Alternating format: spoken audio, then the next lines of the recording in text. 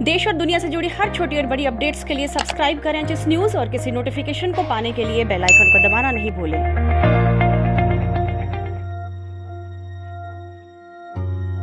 समुद्र मंथन की कहानी किसने नहीं सुनी होगी कि कैसे मंदार पर्वत के जरिए समुद्र मंथन किया गया था। उस मंथन को देवताओं और असुरों ने मिलकर किया था। मंथन से ही कई तरह के रत्न और कालकूट विष निकले थे जिसे भगवान शिव ने ग्रहण किया था। पर क्या आप जानते हैं कि जिस मंदार पर्वत से समुद्र का मंथन किया गया था वह पर्वत आज कहाँ है? भागलपुर से एक सीधी सड़क देवघर जाती है। इसके बीचों बीच एक स्थान है जिसका नाम है बौंसी।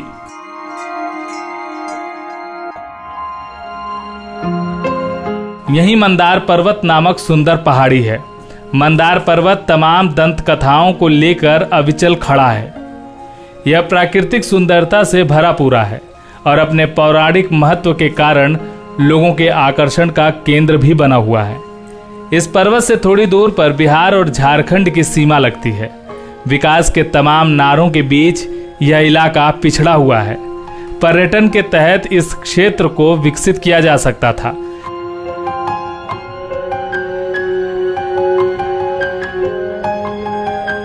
लेकिन तमाम संभावनाओं के बावजूद इस दिशा में कोई विशेष काम नहीं हो पाया है।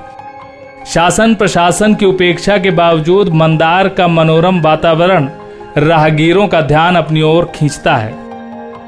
यहाँ लोगों का आना जाना लगा रहता है। स्वच्छ जलवायु, पानी और स्थानीय लोगों के सरल व्यवहार के कारण बौंसी को जो दर्जा मिला है उसे पुख्ता करने में धर्म और इतिहास की भूमिका भी कम नहीं है। यह मान्यता है कि यही पर्वत है जिसे समुद्र मंथन के दौरान मथनी के रूप में उपयोग किया गया था। स्थानीय लोग तो यहाँ तक दावा करते हैं कि यही वह स्थान है जहाँ समुद्र मंथन हुआ था। हालांकि यह बात कुछ अटपटी सी लगती है, लेकिन लोगों का तर्क है कि समुद्र की स्थिति जमीन की ऊंचाई नीचाई के अनुसार बदलती रहती है।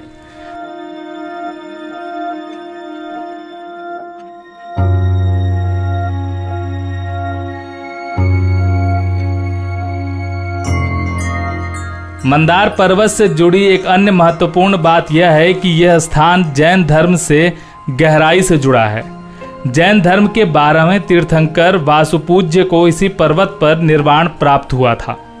वासुपूज्य चंपा राजघराने से थे जिसका आधुनिक नाम भागलपुर है। जैन धर्मावलंबियों के लिए यह क्षेत्र खास महत्व रखता है, इसलिए हर साल बड़ी संख्या में जैन धर्मावलंबी यहाँ इकट्ठा होते हैं। यहाँ वे अपने 12वें तीर्थंकर वासुपूज्य की निर्वाण स्थली की परिक्रमा भी करते हैं। मंदार पर्वत तक रेल और सड़क मार्ग दोनों से पहुंचा जा सकता है। भागलपुर से इसकी दूरी 50 किलोमीटर है और इसकी ऊंचाई लगभग 700 मीटर है। मंदार पर्वत के चारों ओर खेतिहर जमीन फैली हुई है। धान समेत कई तरह के अनाज इन खेतों में पैदा होते हैं। इसके शिखर पर एक मंदिर है। इस पर्वत का मुख्य हिस्सा एक ही पत्थर का है। स्थानीय लोगों का कहना है कि यहाँ मदार यानी आग के फूलों की बहुतायत होने की वजह से इसका नाम मंदार पड़ा।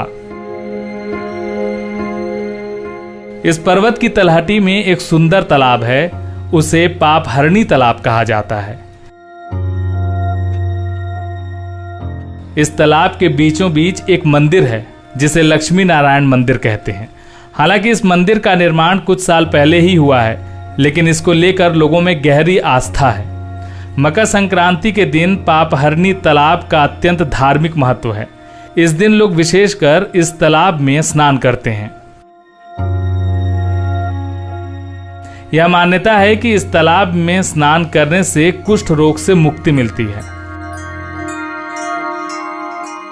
स्नान के बाद श्रद्धालु भगवान मधुसूदन की पूजा अर्चना भी करते हैं।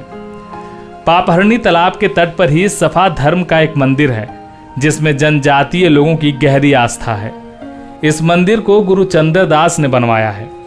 सफा धर्म को स्थापित करने वाले बाबा चंद्रदास ही रहे हैं। यहाँ एक सर्प चिन्ह है। यह मान्यता है कि समुद्र मंथन के दौरान वासुकी नाग की पेटी के घर्षण से यह चिन्ह उभर आया है। पर्वत के ऊपर सीता कुंड नाम का तालाब है। ऐसी दंत कथाएं हैं कि माता सीता ने यहाँ स्नान कर लव कुश जैसे योद्धाओं की माता होने का गौरव प्राप्त किया था। ऐसी ढेरों दंत कथाएं मंदार पर्वत पर बने मंदिरों व तालाबों को लेकर हैं। यहाँ एक गौशाला भी है। भगवान नरसिंह को रोजाना खीर का भोग लगाने के लिए इस गौशाला में रहने वाली गायों के दूध का उपयोग किया जाता है। इन गायों को श्रद्धालुओं ने दान स्वरूप दिया है। यहाँ गायों की देखभाल साधु संत ही करते हैं। सीता कुंड और गौशाला के समीप शंख कुंड है। यहीं एक अंधेरी गुफा में भगवान नरसिंह विराजते हैं, जिनकी रोजाना पूजा होती है। मंदार पर्वत पर एक पाताल कुंड है। दरअसल यह एक गुफा है जिसमें हमेशा पानी भरा रहता है। इस पानी में कई तरह की वनस्पतियां पाई जाती हैं।